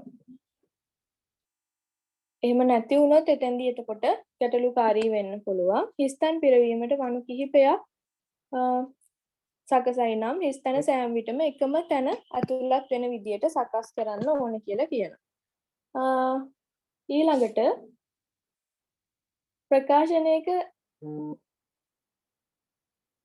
ප්‍රකාශයක ස්වරූපයේ වණුව සැකසීම කරන්න ඕන කියලා කියනවා. දැන් ප්‍රකාශ අපි දැන් උපුටා ගන්න දෙයක් දක්වනවා නම් ඒක එතකොට කියනවා ප්‍රකාශනයක ස්වරූපයෙන් තමයි ඒක ඉදිරිපත් කරන්න ඕනේ කියලා. එතකොට ඔන්න ඔය කියන මූලධර්ම කරුණු නැත්නම් කරුණු කෙරෙහි අවධානය යොමු කරන්න ඕන අපි කෙටි ලිඛිත ප්‍රශ්නයක් සකස් කරනකොට. ඊළඟට කෙටි ලිඛිත ප්‍රශ්නවල ප්‍රබලතා සීමා වාසි සහ අවාසි කියන එක මැඩම්ගේ ටියුට් එකේ දීලා තියෙනවා. ප්‍රබලතාව විදියට ගත්තොත් වාස්තවිකව ලකුණු ලබා දිය හැකි අනුමානයෙන් පිළිතුරු සපයා ලකුණු ලබා දීමට නොහැකි වීම, ප්‍රශ්න පහසුවෙන් සකස් කළ හැකි වීම, පිළිතුරුපත් ලකුණු කිරීමට විෂය විශේෂඥයින් අවශ්‍ය නොවීම, පිළිතුරුපත් ලකුණු කිරීමට වැඩි කාලයක් ගත නොවීම කියන ප්‍රබලතාවය තියෙනවා කෙටි ලිඛිත ප්‍රශ්නවල. මුද්‍රණ පිරිවැය අවමයි. අපි කලින් වගේ අර බහුවර්ණ වගේ දිගට ප්‍රශ්න හදන්න නැති නිසා මුද්‍රණ පිරිවැය අවම කරගන්න පුළුවන් කියලා කියනවා. ප්‍රජානන ශාස්ත්‍රයේ ඉහළ මානසික හැකියාව මැනීමට නොහැකි. ඒක අවාසියක් විදියට දකිනවා. කෙටි ලිඛිත ප්‍රශ්න වලින් ගොඩක් වෙලාවට ප්‍රජානන ශාස්ත්‍රයේ දැනුම ආවේදන වගේ දේවල් විතරයි මැනීමට ලක් කරන්නේ. ඉහළ මානසික හැකියාව මැනීමට අපහසුයි. ඊළඟට විෂය නිර්දේශයේ ඉහළ මානසික හැකියා ආවරණය කිරීමට නොහැකි වීම කියන එක දක්වන්නත් පුළුවන්. ඒ කියන්නේ ප්‍රජානන ශාස්ත්‍රයේ ඉහළ මානසික හැකියා මනින්නත් බෑ. විෂය නිර්දේශය තුල තියෙන ඉහළ මානසික හැකියා ප්‍රශ්න පත්‍රයට යොමු කරන්නත් බෑ. පිළිතුරක සංවිධානාත්මක බව, නිර්මාණශීලී බව වැනි ගුණාංග මැනිය නොහැකි වීම. ඒ වගේ එතකොට ඔන්න අවාසි තියෙනවා සහ ඒවල තියෙන සකස් කිරීමේදී සැලකිලිමත් විය යුතු කරුණු ටික තමයි ඔතෙන්දි එතකොට වැදගත් වෙන්නේ. ඉතින් එහාට ගියොත් ඊළඟට තියෙනවා විවෘත රචනාමය ප්‍රශ්න. විවෘත රචනාමය ප්‍රශ්නයකදී ළමයාට පිළිතුරක් ලියන්න ඉඩ ලබා දෙනවා. මෙතෙන්දී ඒ ලියන්න ලබා දෙන පිළිතුර සීමාවක් සමහර වෙලාවට ලබා දෙන්නේ නැහැ. පුළුවන් තරමක් ඒ ළමයට ලියන්න ඉඩ අවස්ථා ලැබලා දෙන්න. එතකොට දැන් එහෙම ඒවා අපි කියනවනේ විවෘත රචනා ප්‍රශ්න කියලා. ප්‍රතිචාරය හෙවත් පිළිතුර සඳහා අසීමිත නිදහසක් ලබා දෙන නමුත් නිශ්චිත ඉගෙනුම් ඵලයක් මැනෙන පිළිතුරු ඡේදයක් ඡේද ගණනාවක් පිටු ගණනාවක් දක්වා ළමයට ඕනනම් නිදහසේ ලියන්න පුළුවන් ප්‍රශ්න අපි කියනවා නිදහස් නැත්නම් විවෘත රචනාමය ප්‍රශ්න කියලා. නිදහස් රචනා සකස් කිරීමේදී සැලකිය යුතු මූල ධර්ම කිහිපයක් තියෙනවා. එක නිශ්චිත ඉගෙනුම් ඵලයක් මැනෙන ලෙස ප්‍රශ්නය පැහැදිලිව ඉදිරිපත් කරන්න ඕනේ. නිශ්චිත ඉගෙනුම් ඵලයක් විතරයි තියෙන්න ඕනේ. එහෙම දැන් විවෘත ආර්ථික ක්‍රමය රටක සංවර්ධනයට ඉවහල් වේ. ඔබේ අදහස දක්වන්න. එහෙම දුන්නොත් ළමයාගෙන් මැනෙන්නේ එක් නිශ්චිත ඉගෙනුම් ඵලයක් විතරයි. එහෙම නැතුව ඕකට තව කොටස් දාලා විවෘත ආර්ථික ක්‍රමය රටක සංවර්ධනයට ඉවහල් වේ. ශ්‍රී ලංකාවට මේ යෝග්‍ය කරගත හැකි. යොමොම කියලා කොටස් කිහිපයක් දැක්වුවොත් ළමයාට ඒක ලියන්න පුළුවන් ප්‍රමාණය කොච්චරද කියලා තීරණය කරගන්න අමාරුයි. ඒක නිසා නිශ්චිත එක ඉගෙනුම් ඵලයක් මැනෙන්න ගන්න ඕන. අපි කතා කරන්නේ සැපයුම් වර්ගයේ වනු නිරෝෂණී මැඩම්ගේ ලෙක්චර් එකේ කලින් කතා කරපු ලෙක්චර් එකේම දෙවෙනි දවසේ කතා කරපු ලෙක්චර් එක වෙන්න ඕන මං හිතන්නේ.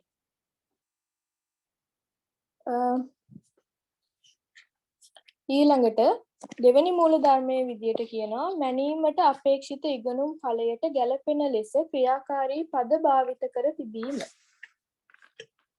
ඉගෙනුම් ඵලය මනිනවා නම් ඒකෙදී පිළිතුරට අපේක්ෂා කරන ඉගෙනුම් නැත්තම් ක්‍රියාකාරී පදේ ඇතුළත් වෙන්න ඕන. විස්තර කරන්න, විමසන්න, පහදන්න. අන්න ඒ වගේ එතකොට ඇතුළත් කරලා තියෙන ප්‍රශ්නයක් වෙන්න ඕනේ. ආණ්ඩු ක්‍රම ව්‍යවස්ථාවක ලක්ෂණ පහදන්න. එතකොට ආණ්ඩු ක්‍රම ව්‍යවස්ථාවක දැක්විය හැකි ලක්ෂණ නම් කරන්න කියලා කිව්වොත් ළමයාට එතකොට සීමා වෙනවා මං එතන ලියන්නේ මෙන්න මේ ප්‍රමාණය විතරයි කියලා. එතකොට ක්‍රියාකාරී පදයක් යෙදීම ගැන අවධානය යොමු කරන්න ඕනේ. ආඛ්‍යාත පදයේ මට්ටම යනු ඊළඟට දැන් මෙතෙන්දී එතකොට අපිට කියන්න පුළුවන් ඔන්න ඔය කියන කරුණු දෙක ප්‍රධාන වශයෙන් බලපානවා කියලා. සැපයුම් වර්ගයේ වනුවක් වලදී අපි මේ කතා කරන විවෘත රචනාමය ප්‍රශ්න සැකසීමේදී සැලකිය යුතු කරුණු විදියට. ඒ දෙක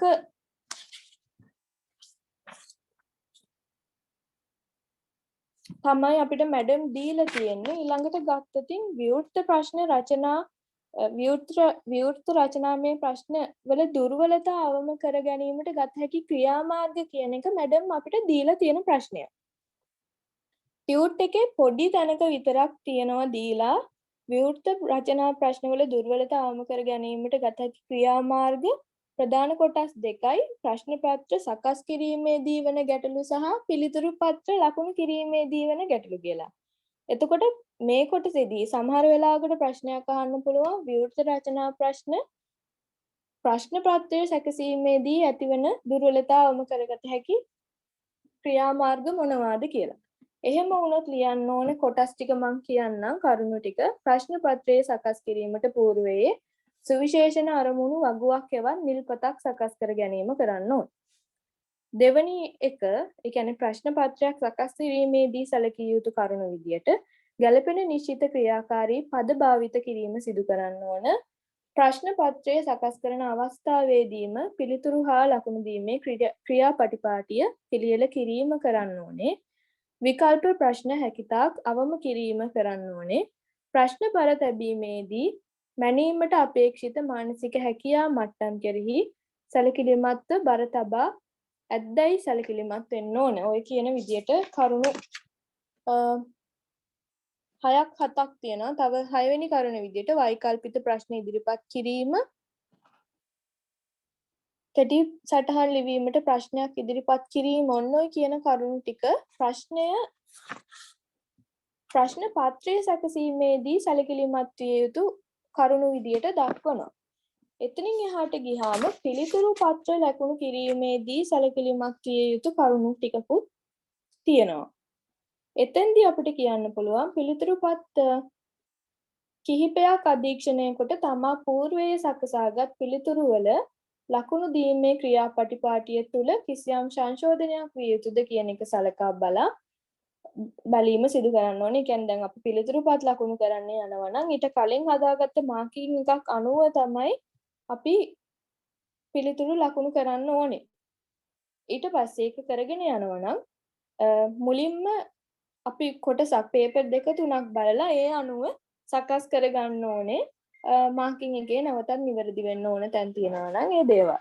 ඊළඟට ශිෂ්‍ය නාමය නොතකා ලකුණු ප්‍රදානය කිරීම සිදු කරන්න ඕන. කියන්නේ පුජ්‍යල බද්ධ වෙන්නේ නැතිව ළමයින්ගේ නම් ලියන්නේ නැතුව පේපර් වල ලබා ගන්නත් ඕනේ. එතකොට නමක් හරි ලකුණු හරි දැක්කොත් ටීචර් සමහර විට පුජ්‍යල බද්ධ වෙන්න පුළුවන්. අර ෆේවරේෂන් එන්න පුළුවන්. ඒක නිසා ඒක වළක්ව ගන්න ඕනේ. ඊළඟට එකම පිළිතුරු පත්‍රය අවම වශයෙන් පරීක්ෂකවරු දෙකක්වත් ලවා ස්වාධීනව ලකුණු කරවා එම ලකුණු වල සාමාන්‍ය අවසාන ලකුණුසේ ලබා ගැනීම සිදු කරන්න ඕන. කණ්ඩායම් ලෙස හිඳ පිළිතුරුපත් ලකුණු කිරීම කරන්න පුළුවන්. සමස්ත ක්‍රමයට පිළිතුරුපත් ලකුණු නොකර විශ්ලේෂණ ක්‍රමයට ලකුණු කරන්න ඕන. overall evaluation එකට යන්න ඕන කියලා කියනවා. ඔතෙන්දී ඔන්න ඔය කියන කොටස් ටික අපිට කියන්න පුළුවන් පිළිතුරුපත් ලකුණු කිරීමේදී මේ විවෘත රචනා ප්‍රශ්නවල තියෙන ගැටලු අවම කරන්න පුළුවන් දේවල් කියලා. ඊළඟ කොටස දැන් මේ අර බ්ලූප්‍රින්ට් ගැන අහනවා. එතෙන්දී දැන් මේ විවෘත රචනා කියන කොටස වාසි සහ අවාසි දෙපැත්තටම තියෙනවා. ඒකේ හොඳ දේවල් තියෙන්නත් පුළුවන්, හොඳ දේවලුත් තියෙනවා, නරක දේවලුත් තියෙනවා. දැන් අර කලින් කිව්වනේ දැන් විවෘත රචනා ප්‍රශ්නවල ප්‍රබලතාව විදියට ගත්තොත් ඉහළ මානසික හැකියාව මනින්න පුළුවන්. නිර්මාණශීලීව ළමයා පිළිතුරු ඉදිරිපත් කරනවනේ.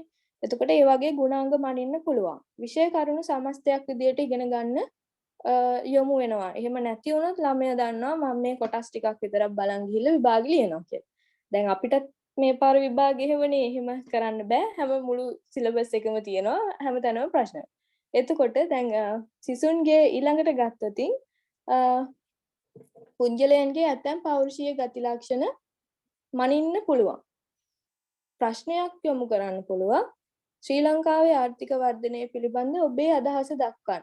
එහෙම වුණොතින් අපිට පුළුවන් එතෙන්දී ළමයා මොනවද හිතන්නේ කියන එක වගේ පෞරුෂ ලක්ෂණ නිරූපණය කරගන්න. නැත්නම් ඒ දේවල් හඳුන ගන්න. ඊළඟට ප්‍රතිචාර නිදහස ලබා ගැනීමට හැකියාව තියෙනවා. ඒ වගේ ප්‍රබලතා තියෙනවා සහ දුබලතා තියෙනවා. වාස්තවිකව ලකුණු ලබා දිය නොහැකි. හැමෝන්ටම එක සමානව ලකුණු ලබා දෙන්න බෑ කියන එක තමයි ඔය කියන්නේ. වාස්තවිකව ලකුණු ලබා දිය නොහැකි වීම කියලා. විෂය නියැදීමෙන් ගැටලුව ඇති වෙනවා. ප්‍රශ්න පැහැදිලි නැති වෙන්න පුළුවන්. එතකොට ළමයා ලියන්න ඕන කොච්චර ප්‍රමාණයක්ද කියන එක හරියට නිවැරදිව නොවෙන්න පුළුවන්. ක්‍රියාකාරී පදවල අර්ථය පැහැදිලි නොවෙන්න පුළුවන්. දැන් අර කලින් කිව්වේ ක්‍රියාකාරී පද තියෙන්න ඕන කියලා. එතකොට ඒවල අර්ථය පැහැදිලි වුනේ නැති වුණොත් ළමයේ ලියන සීමාව තීරණය වෙන්නේ නැහැ. සමබරින් යුතු ප්‍රශ්න ඇතුළත් නොකිරීම සිදු කරන්න ඕන. මැඩම්ගේ මේකට තියෙන ටියුට් එකේ ප්‍රශ්න කිහිපයක් දීලා තියෙනවා. එතකොට සංවර්ධනය වෙමින් පවතින රටවල ආර්ථික වෘද්ධිය අඩාල කෙරෙන ප්‍රධාන හේතු 3ක් නම් කරන්න ලකුණු 3යි. ඒකෙම දෙවෙනි කොටස ශ්‍රී ලංකාවේ විදේශ ආධාර ඌන උපයෝජනය වීම කෙරෙහි බලපානු ලබන සාධක 5ක් ලියන්න ලකුණු 5යි. ප්‍රාග්ධන හිඟය පිළිබඳ ගැටලුව විසඳා ගැනීමෙහිලා ගත හැකි ක්‍රියාමාර්ග 3ක් ලියන්න ලකුණු 12ක් විදියට ඔන්න ওই විදියට 3යි 5යි 12ක් විදියට ලකුණු වෙන් වෙලා තියෙනවා. අන්න ඒ වගේ එතකොට සමාන බරින් යුත් ප්‍රශ්න ඇතුළත් නොකිරීම කියන එක අපිට කියන්න පුළුවන්. එතකොට දැන් සමානව බරකින් ප්‍රශ්න ඇතුළත් කරන්න බෑ. ගොඩක් වෙලාවට විවෘත රචනාවල ප්‍රශ්න ඒ වගේ කොටස් කරලා දක්වන්න ඕනේ. මේ එහෙම වුණොත් එහෙම වෙන්නේ නැත්නම් ඒක ගැටලුවක් විදියට කියන්න පුළුවන්. ටියුට් එක සැපයුම් වර්ගයේ වන සැකසීම ටියුට් එකේ අපි කතා කරන්නේ විවෘත රචනාමය ප්‍රශ්න කොටස. ඊට පස්සේ කෙටි සටහන් ලිවීමේදී ප්‍රශ්නයක් ඉදිරිපත් කිරීම කියන එක දුර්වලතාවයක්. ළමයෙකුට තීරණය කරන්න බෑ කොච්චර සීමාවකට ලියන්න ඕනද කියලා කෙටි සටහනකට පිළිතුරු ලියනකොට. ඔන්න ඔය කියන දේවල් ටික එතකොට දුබලතා ප්‍රබලතා සහ දුබලතා කියලා හඳුන ගන්න පුළුවන්. අර මේ කියන්න ගියේ ව්‍යුහගත කිරීම රචනා ප්‍රශ්න ව්‍යුහගත කිරීම කියන කොටසට එනකොට රචනා ප්‍රශ්න ව්‍යුහගත කරන්නේ අර තියෙන දුබලතා වළක්ව ගන්න එක ආකාරයක් විදියට කියලා ගන්නත් පුළුවන්. නමුත් ප්‍රශ්නයකට අපිට අහලා තියුවෝ රචනා ප්‍රශ්න ව්‍යුහගත කළ හැකි ආකාර කියලා ඒකට වෙනමම මේ මැඩම් දීලා තියෙන උත්තර ටික විතරයි ලියන්න ඕන. රචනා ප්‍රශ්න විවෘත රචනා ප්‍රශ්නවල දුර්වලතා මගහැරීමට ගත හැකි ක්‍රියාමාර්ග කියලා අහුවොත් ප්‍රශ්න පත්‍රයේ සැකසීමේදී සහ පිළිතුරු පත්‍රයේ සැකසීමේදී සිදුවන අඩුපාඩු අන්න ඒ කොටස් ටික තමයි ලියවෙන්න ඕන. ඒක පටලව ගන්න එපා. එතකොට ව්‍යුහගත කළ හැකි ආකාර කියන එක ගත්තොත් ඒකේ පළවෙනිම ආකාරයේ තියෙන්නේ ප්‍රශ්නය කොටස් කර ඉදිරිපත් කිරීම. අපි කියනවා ප්‍රශ්නය කොටස් කිරීමේ මූලධර්මය කියලා. එතකොට සරල මානසික හැකියාවේ සිට අනුක්‍රමයෙන් ඉහළට යන හැකියා මට්ටම් දක්වා ප්‍රශ්නය සකස් කිරීම සිදු කරන්න ඕන. අර දැන් මම කලින් කිව්වේ ලකුණු 3යි ලකුණු 5යි සාධක 5ක් ලිව්වොත් ලකුණු 5යි ඊළඟට ලකුණු 12ක් දෙනවා. ගත හැකි ක්‍රියාමාර්ග පැහැදිලි කිරීම සිදු කරන්න ඕන කියලා. එතකොට අන්න ඒ වගේ ඉහළ මානසික හැකියා දක්වා සරල සිට ඉහළ දක්වා යනකම් ඒ කියන්නේ ව්‍යුහගත අපි දැන් මේ කතා කරන්නේ ව්‍යුහගත රචනා ප්‍රශ්න ව්‍යුහගත කළ හැකි ආකාරය. ඒකේ පළවෙනි විදිය නැත්නම් පළවෙනි ආකාරය කියලා අපි ගත්තේ ප්‍රශ්නය කොටස් කර ඉදිරිපත් කිරීම කියන එක. එතෙන්දී එතකොට අර මානසික හැකියාව කියන්නේ සරල මට්ටමේ ඉඳන් ඉහළ මානසික හැකියාව මට්ටම් දක්වා තමයි ප්‍රශ්න කරන්නේ. ප්‍රශ්න ටික තිබ්බොත් කියන්නම් මම මේ පළවෙනි ප්‍රශ්නේ සංවර්ධනය වෙමින් පවතින රටවල ආර්ථික වෘද්ධිය අඩාල කෙරෙන ප්‍රධාන හේතු 3ක් නම් කරන්න ලකුණු 3යි. ශ්‍රී ලංකාවේ විදේශ ආධාර ඌන උපයෝජනය වීම කෙරෙහි බලපානු ලබන ප්‍රශ්න 5ක් ලියන්න ලකුණු 5යි. ප්‍රාග්ධන හිඟය පිළිබඳ ගැටලුව විසඳා ගැනීමෙහිලා ගත හැකි ක්‍රියාමාර්ග 3ක් ලියන්න ප්‍රශ්න 15. එකයි මම කිව්වේ ප්‍රශ්න ටිකක් ඔයාලා අර MCQ ටික පොඩක් Google ගිහලා සර්ච් කරොත් ඕන තරම් අපිට ගන්න පුළුවන්. එතකොට ඒ අරගෙන අපිට ගැළපෙන විදියට මෙතෙන්ට ආදේශ කරගන්නයි තියෙන්නේ. එහෙම කරන්න නැතුව ප්‍රශ්න දැන් අපි පේපර් එක ලියන වෙලේ ප්‍රශ්න හදන එක හිතියොත් ඒකට ලොකු වෙලාවක් යනවා. හරි. ස්ක්‍රීන් ෂෙයා කරලා තියෙන්නේ. එතකොට එතනින් බලා ගන්නත් පුළුවන්.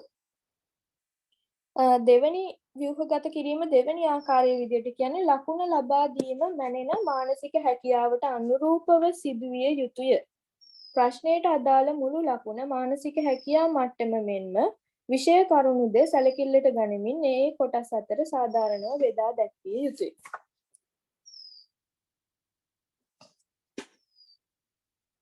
අර කලින් කිව්වා වගේ මානසික හැකියාව හරියට මේ හඳුනගෙන තියෙන්න ඕනේ. මේ ප්‍රශ්නෙට එතකොට ලකුණු ලබා දීමේදී ඒවා හරියට නිවැරදිව ගලපලා තියෙන්න ඕන කියලා කියනවා. පිළිතුරු සැපයීම සඳහා රාමුවක් ඉදිරිපත් කිරීම දෙවෙනි කරුණ විදියට අපිට කියන්න පුළුවන්. අර සමහර වෙලාවකට අහන්න පුළුවන් ආණ්ඩු ක්‍රම ව්‍යවස්ථාවේ පහත විධිවිධාන මේ කොටස් අනුව විස්තර කරන්න කියලා අපිට කොටස් කිහිපයක් දෙනවා. එහෙම වුණොත් අපිට එතෙන්දි ගන්න පුළුවන් ඒ කියන්නේ රාමුවක් ඉදිරිපත් කරනවා කියන්නේ ඒක. නැත්තම් ළමයෙක් ඕක බොහෝ කරුණු ලියන්න පුළුවන්. ඒක වළක්වන්න. එතකොට පරිසර දූෂණය සම්බන්ධ ප්‍රශ්න කිහිපයක් දීලා තියෙයි මැඩම්ගේ ටියුට් එකේ. ඒකත් එක්ක අපිට ඒක කියන්න පුළුවන්. එතකොට එතෙන්දි ගත්තොත්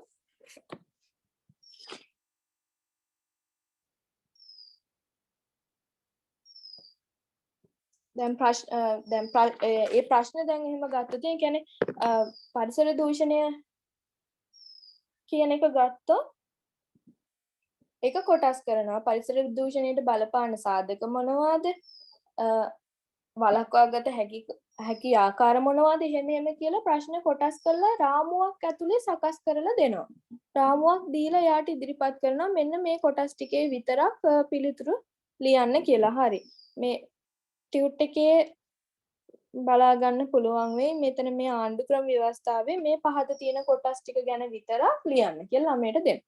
ඊළඟ ආකාරය තමයි ප්‍රශ්නය කිසියම් ප්‍රකාශයක් කියමනක් මත පදනම් කිරීම. ප්‍රශ්නය කිසියම් ප්‍රකාශයක් නැත්නම් කියමනක් මත පදනම් කිරීම බයිසිකලයේ කෙටි කතාවේ සාර්ථකත්වය සඳහා සංකේත භාවිතය හා උචිත අවස්ථා යොදා ගැනීම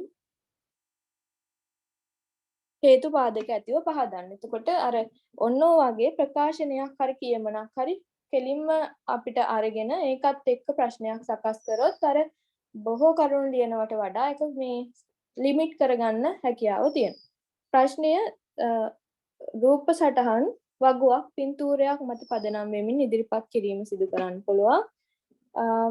ඔතන අර මේ තියෙන වගුව තියෙන්නේ වගුවෙන් තියෙන්නේ අන්නේ වගේ. එතකොට රූප සටහනක් හරි වගුවක් හරි දෙනවා නම් බොහෝ වෙලාවට අපි කියනවා රූප සටහන හෝ වගුව තුල ප්‍රශ්න කීපයක් යොමු කරන්න කියලා. ඒ තුලින් එතකොට අර මේ තව අමතර ප්‍රශ්න ඇතුළු කිරීම වළක්ව ගන්නත් හේතු වෙනවා කියලා කියනවා. පිළිතුරේ තිබිය යුතු දිග ප්‍රමාණ පිළිබඳ ඉගි ලබා දෙන්න. හිස්තැන් තියන්න පුළුවන් ලියන්න. එහෙම නැත්නම් රචනයක් දෙනවා වචන 100කට නොඅඩු. ඒ වගේ. එතකොට ඔන්න පිළිතුරේ තිබිය යුතු දිග පිළිබඳව ඉඟි ලබා දීම කියන්නේ ඔන්න ඊළඟට ප්‍රශ්නය මගින් පිළිතුරෙහි අවධානය යොමු කළ යුතු හා නොකළ යුතු අංග ගැන අවධාරණය කිරීම. යහපත් හා යහපත් ලක්ෂණ පමණක් අවධානය කරමින් නම්‍ය හා අනම්‍ය ආණ්ඩුක්‍රම ව්‍යවස්ථා වෙන වෙනම හඳුන්වන්න. එතකොට කෙනෙකුට දෙන්න පුළුවන් යහපත් ලක්ෂණ පමණක් අවධානය යොමු කරමින් ආණ්ඩුක්‍රම ව්‍යවස්ථා වෙන වෙනම හඳුන්වන්න. එතකොට කොටස මොකක්ද කරන්න ඕනේ නැත්නම් අවධානය යොමු කරන්න ඕනේ කොටස මොකක්ද කියන එක ගැන කරුණු ඉදිරිපත් කරනවා. ඊට පස්සේ ලකුණු ප්‍රමාණය මගින් ප්‍රශ්නයට අදාළ පිළිතුර පාලනය කිරීම කරන්න පුළුවන්. ලකුණු 20ක්ද 30ක්ද ලකුණු 5ක්ද 3ක්ද 2ක්ද විදියට ලකුණු පැවරීමෙන් රචනා ප්‍රශ්න ව්‍යුහගත කරන්න හැකියාව ලැබෙනවා. ඔය කොටස එතකොට අපි කතා කරේ ව්‍යුහගත රචනා ප්‍රශ්න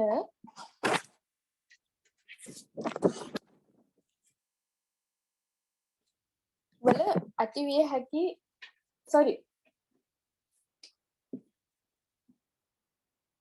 විවෘත රචනා ප්‍රශ්න වල ඇතිවිය හැකි ගැටලු වළක්ව ගන්න ගත හැකි ක්‍රියාමාර්ගයි විවෘත රචනා ප්‍රශ්න ව්‍යුහගත කළ හැකි ආකාරය කියන කොටස තමයි එතෙන්දී ඔය අපි කතා කළේ. ඔය ටික තමයි එතෙන්දී එතකොට ප්‍රශ්න විදියටත් අහලා තියෙන්නේ ඔය කොටස් ටිකමයි.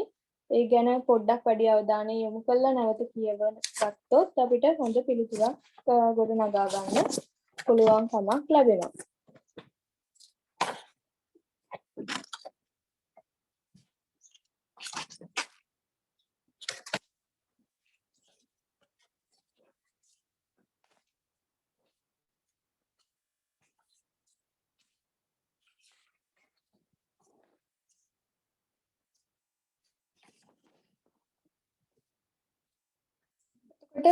කෙටි ලිඛිත ප්‍රශ්න සහ රචනාමය ප්‍රශ්න සහ ව්‍යුහගත ප්‍රශ්න කියන කොටස් තුනම ඔය කොටස් තුනත් එක්ක අපිට ආවරණය කරගන්න පුළුවන්. ඊළඟට අපි බලමු එහෙනම් පරීක්ෂණ ලකුණු වල විශ්වස්තතාවය.